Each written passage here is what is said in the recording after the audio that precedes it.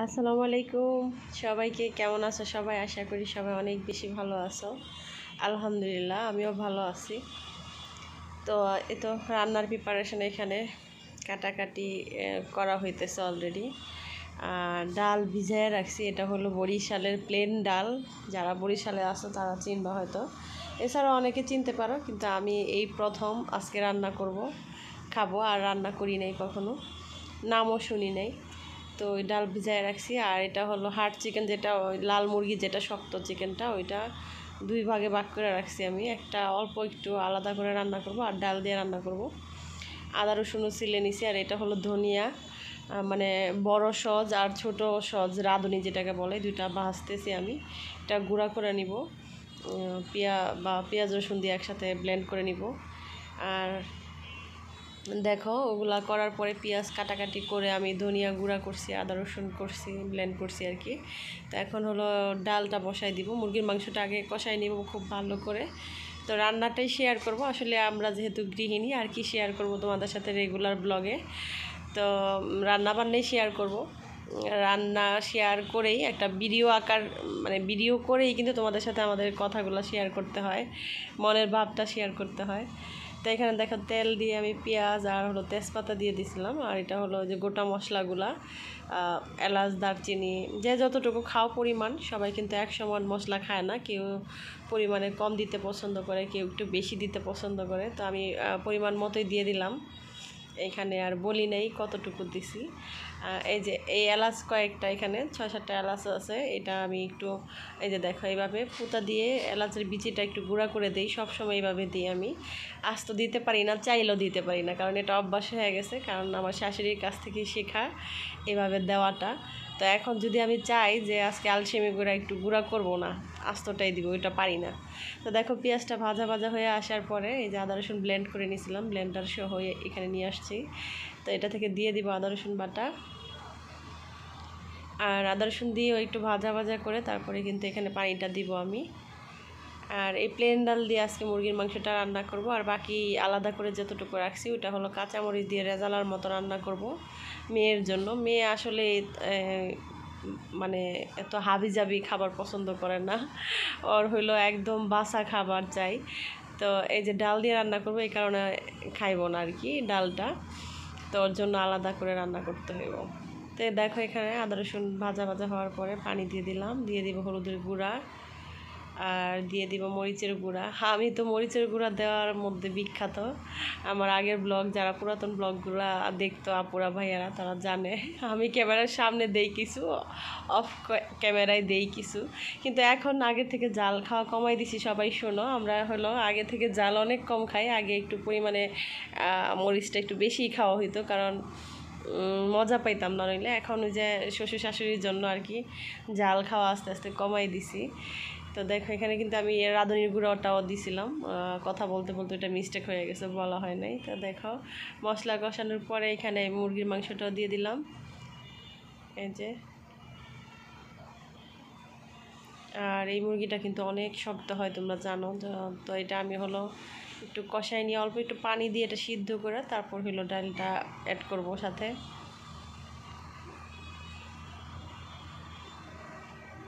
এই যে দেখো এখন আমি একটু পানি অ্যাড করে দিব এখানে পানি অ্যাড করে একটু হালকা সিদ্ধ করে তারপর হলো ডালটা দিয়ে আবার একটু কষাই নিয়ে পানি দিব তো সবাই সাথেই থাকো এই যে ব্লগগুলো শেয়ার করি রান্নাগুলো শেয়ার করি আশা করি তোমাদের কাছে ভালো লাগবে যারা আমার চ্যানেলে নতুন আছো এখনও চ্যানেলটা সাবস্ক্রাইব করো নাই চ্যানেলটা সাবস্ক্রাইব করে রাখবা নতুন নতুন এইরকম ব্লগ দেখার জন্য আর তোমরা কি দেখতে চাও আমি তো এইরকম রান্নাবান্নাই শেয়ার করব কোনো রেসিপি যদি তোমরা দেখতে চাও অবশ্যই আমাকে কমেন্টস করবা কোন রেসিপিটা দেখতে চাও রেসিপি মোটামুটি আলহামদুলিল্লাহ সব কিছু রান্নাই যেহেতু পারি আর অলরেডি আমার চ্যানেলে কিন্তু অনেক কিছু রেসিপি দেওয়া আছে ব্লগের মধ্যে দেওয়া আছে এমনিতে এক্সট্রা করেও দেওয়া আছে রেসিপি প্লেলিস্ট করা আছে তোমরা চাইলে দেখে নিতে পারো অনেক দিন হয় মানে এখন অ্যাক্টিভ থাকি না আর কি ইউটিউবে রেগুলার কাজ করি না অলসতা এসে গেছে শরীরে কেন জানি না একটা সময় ছিল এত কাজ করতাম পাশাপাশি ইউটিউবের ভিডিও মানে ইউটিউবে সারাদিন অ্যাক্টিভ থাকতাম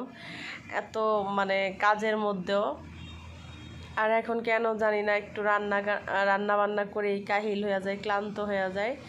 আর ইদানিং তো আরও কথা নাই, একদম মনে হইতেছে এখন লাইফটাই শেষ, আমার লাইফটাই শেষ এরকম মনে হইতেছে। কারণ পা ভাঙার পর থেকে এত অসহায় লাগে নিজেকে, আর এত কষ্ট হয় কাজ করতে, মানে বোঝাই কেমনে তোমাদেরকে। ধরো সকালে নাস্তা বানানোর পরে আমি ক্লান্ত হয়ে যাই, আর রান্না করতে ইচ্ছা করে না।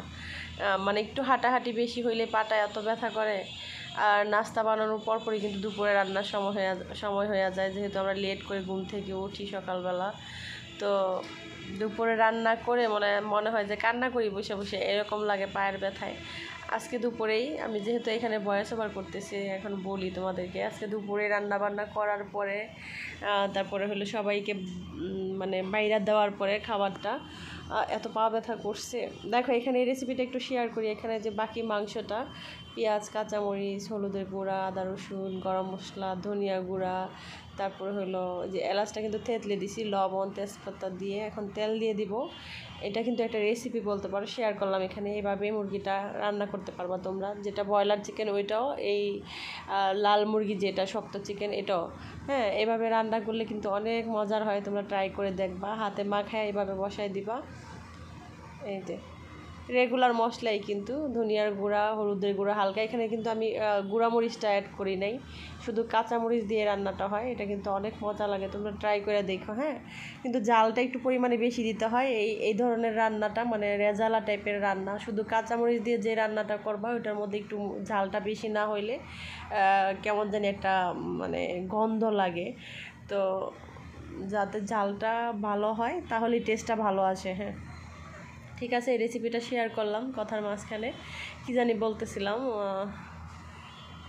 বলতেছিলাম ভুলেও তো গেলাম। জানি না কি বলতেছিলাম, যাই হোক। এই যে এখন এখানে পানি দিয়ে দিব, পানি দিয়ে এটা বসাই দিব। আর ঘরের কাজ করতে গেলে দেখবা যে একটা ঘরের ভিতরে কত হাঁটাহাঁটি করা লাগে, মনে হয় যে আমরা মানে অনেক মাইল হাঁটছি, এরকম মনে হয় হাঁটতে হাঁটতে। একটা সংসারে অনেক কাজ, যে করে একলা হাতে সেই বুঝে যে কত কাজের মানুষও নেই এখন। এই পাটা ভাঙার পর থেকে মানে 10 দিন আমার মা থেকে গেছে। তারপর শাশুড়ি 2-3 দিন রান্না করছে, তারপর থেকে এই যে শুরু হয়েছে ভাঙা পা নিয়ে কাজ। এই কারণে আমার মনে হয় যে আমার পাটা পুরোপুরিভাবে ভালোভাবে ঠিক হইল না। তো এই ভাঙা পা নিয়েই কাজ করতেছি। একটা চেয়ার আছে আমার চাকালা, তো ওইটা দিয়েই কিছুদিন মানে যখন পায়ে প্লাস্টার ছিল, প্লাস্টার থাকা অবস্থায় ওই চেয়ারে বৈশা ধাক্কায় একবার কিচেনে যাওয়া আবার ঘরে যাওয়া এরকম করে এই কাজ করছি। তারপর যখন প্লাস্টারটা খুলে ফেলছি, এই যে এরকম একটু হাঁটতেই কিন্তু মানে যখন প্লাস্টার খুলে ফেলছি একটু হাঁটতে পারি। তো এই যে শুরু হইলো ভালো মতো একদম কাজ করা, কাজে লাগা যাওয়া একদম পুরোপুরিভাবে আর কি। তো হাঁটলে এই হাঁটাতেই আমার পাটা ভালো মতো ঠিক হলো না। আমার মনে হয় যে একদমই ফুল বেড রেস্টে থাকতে পারলে হয়তো বা ঠিক হয়ে যাইতো। তো ঠিক হয়ে যাবো কীভাবে, এত কাজের মধ্যে ঠিক হওয়া সম্ভব না, আর না খাইয়া থাকতে হইব তাহলে। আর কিনা খাওয়া তো এত মানুষের মধ্যে সম্ভব না, একা বা 2 জন হইলেও তাও একটা কথা ছিল। তো আমরা 6 জন মানুষ, 4 জন আমরাই, শ্বশুর শাশুড়ি আছে 6 জন। তো কাজ না করলে খাওয়া বন্ধ, মানে রান্না বান্না না করলে খাওয়া বন্ধ। আর কাজের মানুষ থাকলে অনেকটা হেল্প হয়, কোনো মানুষই নেই, ঘর মোছার কাপড় ধোয়ার কোনো মানুষই নেই, তো অনেক কষ্ট হয়ে যায় কাজ করতে। তো দেখো 2টা তরকারি 2 চুলায় হইতেছে, আমি এদিকে একটু শরবত করতেছি, অনেক গরম। মানে আমার মনে হয় যে পাকঘরই, কারণ সকাল নেই বিকাল নেই, যখনই আসি চুলা যেহেতু জ্বালাইতে হয়, অনেক গরম লাগে, প্রচুর ঘামাইতেছিলাম। তো ভাবলাম যে মাঝখানে একটু শরবত বানাই। আর সাইবা গতকালকে না পরশু দিন জানি একটু আমার এইভাবে শরবত বানাই দিছে, অনেক মজা লাগছিল। তো ভাবলাম যে আমিও বানাই, তোমাদের ভাইয়া আছে ঘরে, ওরেও দিয়ে আমিও খাই। তো এখানে জিরা দিলাম আর কি, লেবু, চিনি আর একটু সাদা লবণ, আর এখানে একটু জিরার গুঁড়া দিলাম, অনেক ভালো লাগে, তোমরা বানায় খেয়ে দেখো। তো মজার এই শরবতটা বানিয়ে খেলাম। এদিকে আমার রান্নাটাও কমপ্লিট হয়ে গেল। আর এদিকে আমি ঘরটাও ঝাড়ু দিয়ে আসলাম পুরাটাই। ঘর ঝাড়ু দিতে গিয়ে এত কোমর ব্যথা আজকে, শরীর যেহেতু এমনি ভালো না, আর এত পা ব্যথা করতেছে, এখন আমার মানে কান্নাকাটি করতে ইচ্ছা করতেছে এমন। পরে রান্না শেষ হওয়ার পরে সবার ভাতটা বাইরে দিয়ে আমি গরম পানি নিয়ে বলে আবার কালকের মতো বসে গেছি। কি আর করা, এত ব্যথা পায়। আর ঘর ঝাড়ু দিতে গিয়ে এদিকে আমার তরকারিটা দেখো একদম পুরা হয়ে গেছে। আইসা দেখি মানে একটু পরে যদি লেট করে যদি আসতাম আইসা দেখতাম তরকারি পুড়ে গেছে। তো যাই হোক, মানে একদম পুড়ে নাই, সুন্দর মতোই আছে, খাওয়ার উপযোগী আছে। তো ছেলেরে ভাত দিতেছিলাম, ছেলেরে ভাত দিয়ে শ্বশুরকে তোমাদের ভাইয়াকে দিয়ে তারপর আমি গরম পানি নিয়ে তারপরে ভলে বৈশা মানে পাটা চুবাই রাখি। আর অনেক খারাপ লাগতেছিল, মনে হইতেছিল যে কান্না আসতেছিল। এমন শরীর খারাপ থাকলে না অটো কান্না এসে পড়ে। তো অনেক কিছু শেয়ার করলাম, ভালো লাগলে লাইক কমেন্টস করে সবাই ভালো থেকে আল্লাহ হাফিজ।